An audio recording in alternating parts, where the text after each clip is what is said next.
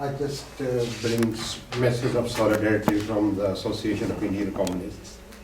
And wonderful job done by Joti and the Marxist-Leninist Party for Free Palestine.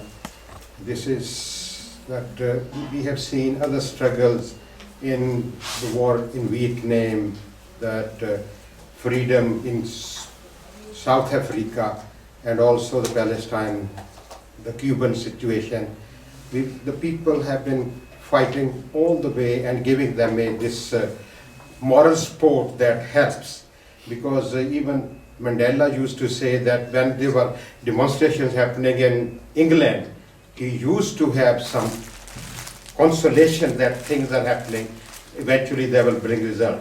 So naturally, it's up to the people. We have to mobilize the maximum number of people in this country.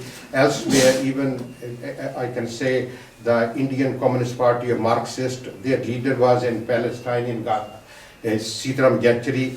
They highlighted the plight all over in India and also internationally. That's what is needed, as the convoy has been doing. So we have to mobilize the people to put more pressure, because after Iraq, these imperialist powers are bent upon attacking Iran, so that the least resistance, which is against the Israel, that could be finished off. So we have to be very careful. We have to mobilize ourselves, put all the pressure on our MP and the rest of the people. And as the trade union movement, we just align with these people. The maximum support for the Palestinian people, that's the only way. Moral support plus other support we can give in any way. I really appreciate, and I thank for the organization. Thank you. Thank you. Yes, I'd like to repeat the congratulations to Comrade Joti and to the Viva Palestina Convoy for what it set out to do and for what it achieved by getting the aid into Gaza.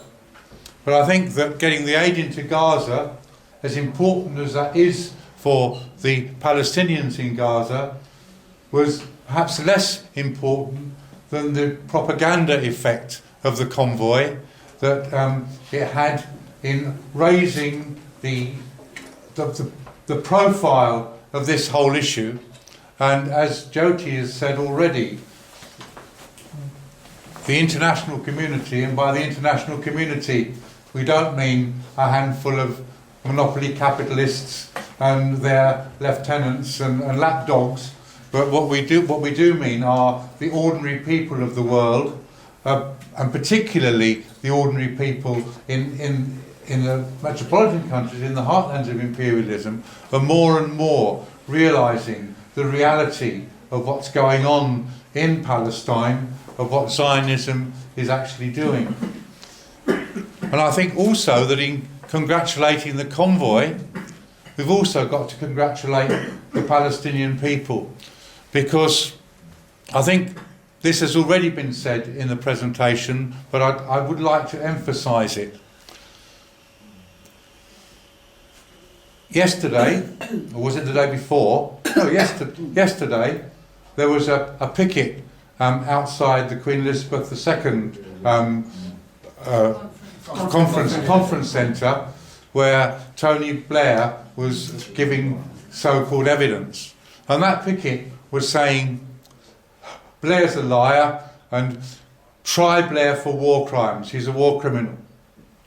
And it just struck me that we wouldn't actually have easily been there saying that if it wasn't for the resistance in Afghanistan, if it wasn't for the resistance in Iraq, that has so courageously fought back against imperialism over the years, and has actually created a situation in which it's possible for us to have a solidarity movement, in which it's possible for us to have an anti-war movement, and equally in which it's possible for us to have a Palestine solidarity campaign, because it's the people of Palestine who haven't knuckled under, who haven't rolled over, who've stood up and who've said, throw whatever you like at us, we are still fighting back. And I think in trying to build a working class movement in this country, in trying to build a proletarian movement in this country, we owe a great debt to the people of Palestine, to the people of Iraq, to the people of Afghanistan. We owe a great debt to Hezbollah. We owe a great debt to Hamas, because they have stood up and they are making it easier for us to build a movement here.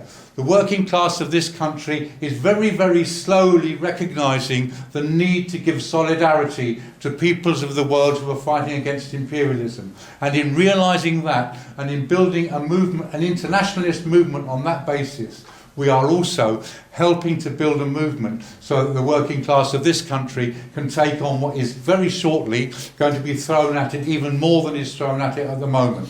We, on the basis of international solidarity, will be able to fight for our own social emancipation.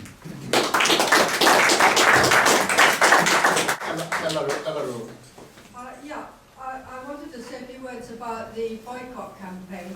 This is being run by Palestine Solidarity, and I do recommend that people should join it if they haven't already done so, because they are organising various activities. And the thing about this boycott campaign is that it does take people out to the various supermarkets, talking to ordinary people and letting them know what's actually happening. So this is the most valuable part of it. And in fact, I think one's got to go beyond what's already been mentioned. There's also apparently a campaign that shops like Waitrose are still labelling produce that has come from land on the West Bank that's actually been confiscated from the Palestinians. The owners have been ejected and the properties have been taken over by Israelis, and yet it's called West Bank produce. And there is a campaign to go into Waitrose, fill up trolleys with all the stuff that comes from, which is so labelled, and then just abandon them or go up to the checkout and say, oh, I didn't realise that these were produced on stolen land, and just generally make yourself awkward. So I think that this is an important campaign, and I think that it's good to participate in it. I think, as far as Egyptians are concerned, I think that the convoy has to be congratulated in that it has put the Egyptian government in a very difficult position.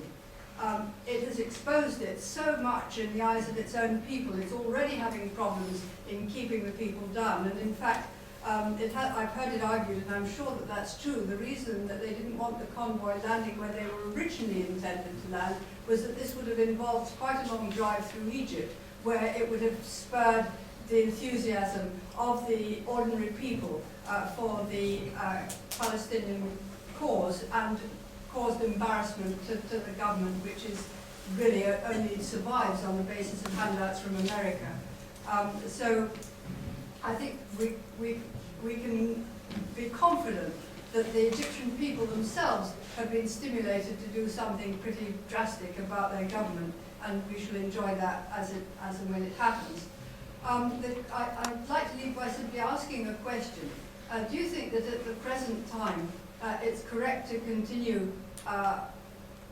backing the two-state solution, or really in view of Israeli intransigence, is it not now correct to say that we want a single secular Palestinian state for Jews and Arabs to live together in equality and in peace? Thank you.